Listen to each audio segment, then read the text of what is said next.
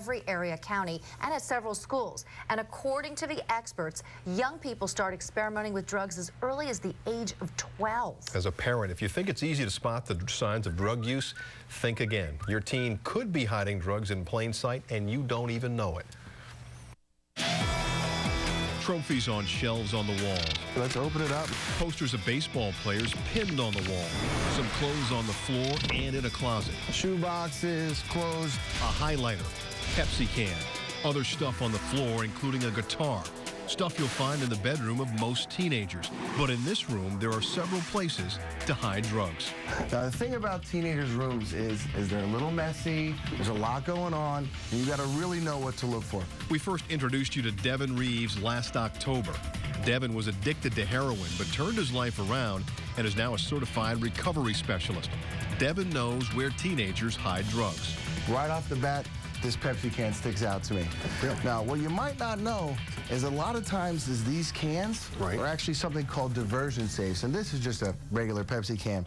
But if it was a diversion safe, what it would do is you would screw it open, and there would be an empty space in there where a teenager could hide drugs, money, maybe some kind of paraphernalia to use drugs. This is a highlighter. A lot of teens use them, but Devin says sometimes a highlighter is more than a study aid. A lot of times highlighters can be transformed into a bowl. Now this is just a regular highlighter that you would use in school, but the way the ones that you're talking about work is you pull this off, you screw it in, kind of like this, and you put marijuana in here, and then you would smoke it. One thing I want parents to keep an eye out for is the smell.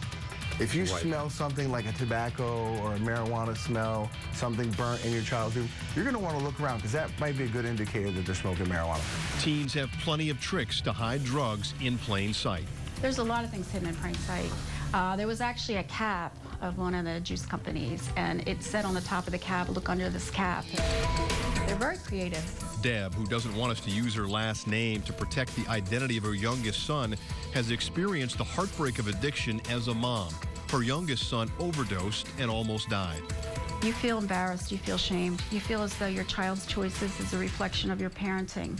Deb says one of the alarming facts of substance abuse is there is no profile. Parents really don't know what's going on, and they can't really think that it's not going to happen to my family. It happens in nice families, too. There's just places like this where things clutter up. Devin says you have the right to search your teen's room, and it's important to know where to look for drugs.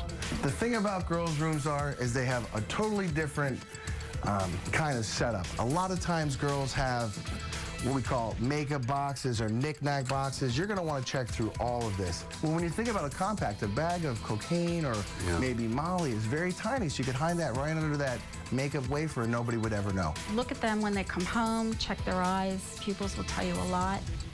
Who are they hanging out with? If they start to tell you things, don't let your jaw drop. Let them be open. Let them communicate. Deb agrees parents need to open their eyes and not be afraid to pry. Now she speaks all over the country to parents about drug awareness in the hopes of helping others. When it impacts families and they come back and say, because of what you said, I went home and I found this and I found that, and now I need to get my child help. If I can help someone else to avoid the pain that I went through, it's a roller coaster of emotion that we didn't buy the ticket for.